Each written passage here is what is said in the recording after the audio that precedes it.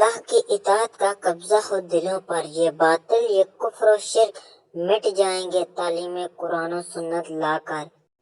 غریب سادہ رنگین ہے داستان ارم، نہایت اس کی حسین ابتدا ہے اسماعیل۔ السلام علیکم ورحمۃ اللہ وبرکاتہ۔ شروع اللہ کے نام سے جو بڑا مہربان نہایت رحم کرنے والا ہے۔ ایک دفعہ کا ذکر ہے کہ بنی اسرائیل کے ایک علاقے میں ایک بزرگ رہتا تھا جو ہر وقت دنیاوی کاموں سے دور رہتے ہوئے اللہ تعالیٰ کی عبادت میں مشغول رہتا۔ اس وقت کا بادشاہ اس بزرگ کے پاس آ کر اس کو کھانے پینے کا پوچھا کرتا تھا۔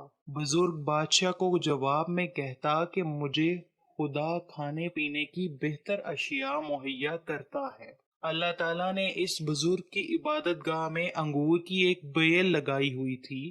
جب بزرگ کو کھانے پینے کی طلب ہوتی تو اس بیل سے بزرگ کو کھانا پینا طلب ہو جاتا۔ چند دن گزرنے کے بعد شام ہوتے ہی ایک عورت کا گزر یہاں سے ہوا۔ اس نے بزرگ کو مخاطب کرتے ہوئے کہا، اے اللہ کے بندے۔ اس پرہیزگار بندے نے عورت سے پوچھا، کیا بات ہے؟ عورت نے جواباً کہا، کیا تیرا خدا تجھے دیکھ رہا ہے؟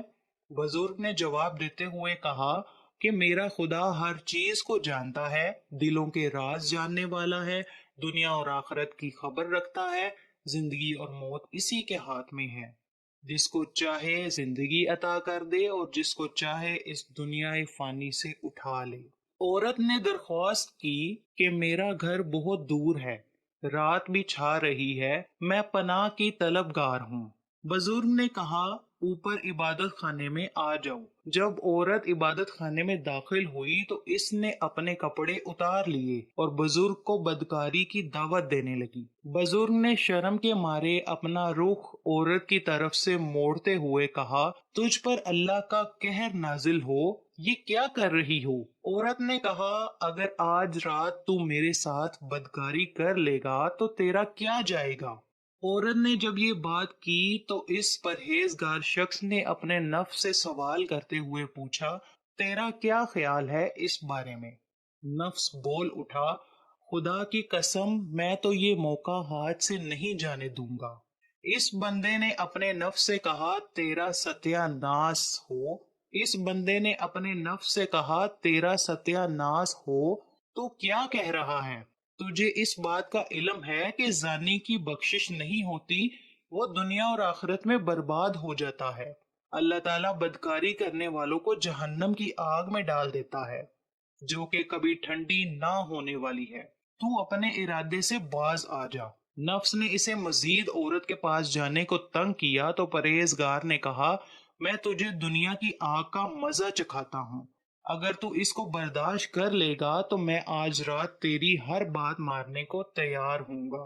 اس نے پاس پڑے چراغ کو آگ لگائی، اس چراغ کے اوپر اپنا ہاتھ رکھ دیا، پر چراغ کی آگ نے ہاتھ کو نہ جلایا۔ اس پر بزرگ آگ سے بولا، اس کو جلاتی کیوں نہیں؟ پھر آگ نے بزرگ کی ایک ایک انگلی کر کے سارا ہاتھ جلا دیا۔ یہ سب کچھ پاس کھڑی عورت دیکھ رہی تھی۔ جب آگ نے بزرگ کا ہاتھ جلایا تو عورت کی چیخیں نکل آئیں اور وہ ڈر کے مارے مر گئی۔ بزرگ نے اس عورت کے اوپر کپڑا ڈال دیا۔ جب صبح ہوئی تو محلے کے لوگ اکٹھے ہو گئے اور کہنے لگے کہ اس ننگی عورت سے اس بزرگ نے زنا کر کے اسے مار دیا ہے۔ جب یہ بات پھیلتی پھیلتی بادشاہ کے پاس پہنچی تو بادشاہ اپنے درباریوں کے ہمراہ اس بزرگ کے پاس آیا اور غصے سے بولتے ہوئے کہا کہ فلاں قبیلے کی فلاں نامی عورت کہاں ہے؟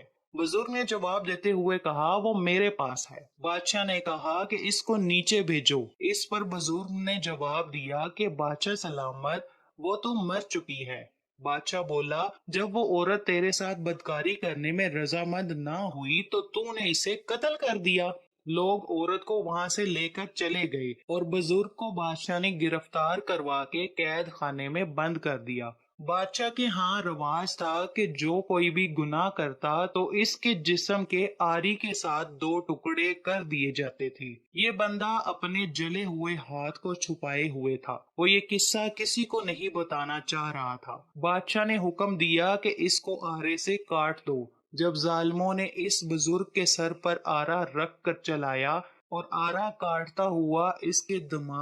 اور آرا کاٹتا ہوا اس کے دماغ تک پہنچا تو تکلیف سے بزرگ کی چیخ نکل آئی تو آسمانوں سے اللہ کے حکم سے ایک فرشتہ نمودار ہوا۔ وہ بزرگ سے مخاطب ہو کر بولا، اے اللہ کے بندے، میں خدا کا بھیجا گیا فرشتہ ہوں، اللہ کا حکم ہے کہ تم کچھ بھی نہ بولنا، میں سب کچھ دیکھ رہا ہوں۔ اللہ تعالیٰ نے فرمایا، مجھے اپنے زمین و آسمان کی قسم، اگر اس بندے کی دوسری بار آ نکلی تو میں آسمانوں اور زمین کو آپس میں ملا دوں گا۔ تو بزرگ کی مرتے دم تک آ نہ نکلی۔ جب وہ بزرگ کاٹ دیا گیا تو اللہ تعالیٰ نے عورت کے جسم میں جان ڈال دی۔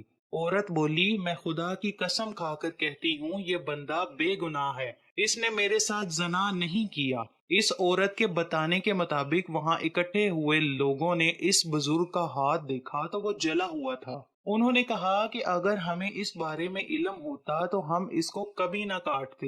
جب اس اللہ کے بندے کے دو حصے ہو کر زمین پر گر گئے تو وہ عورت بھی مر گئی۔ جب لوگوں نے ان دونوں کو دفنانے کے لیے قبر کھودی تو قبر سے ایسی خوشبو آ رہی تھی کہ سب کے سب حیران رہ گئے۔ جب ان دونوں کا جنازہ ادا کرنے کے لیے امام آیا تو اللہ کی طرف سے فرشتہ نازل ہوا۔ فرشتے نے کہا کہ ٹھہر جاؤ، آسمان میں ان دونوں کا جنازہ ہو رہا ہے۔ سبحان اللہ۔ تھوڑی دیر بعد امام نے جنازہ پڑھایا اور ان دونوں کو دفن کر دیا گیا۔ جب ان دونوں کو دفن کر دیا گیا تو لوگوں نے دیکھا کہ ان کی قبروں پر ایک چیز پڑی ہوئی ہے جس پر لکھا ہوا ہے کہ شروع اللہ کے نام سے جو بڑا مہربان نہایت رحم کرنے والا ہے۔ اللہ تعالیٰ کا حکم ہے کہ میں نے اپنے نیک بندوں کے لیے عرش کے نیچے ایک ممبر نصب کیا ہے، اپنے فرشتوں کو جمع کیا۔ جبرائیل نے خطبہ دیا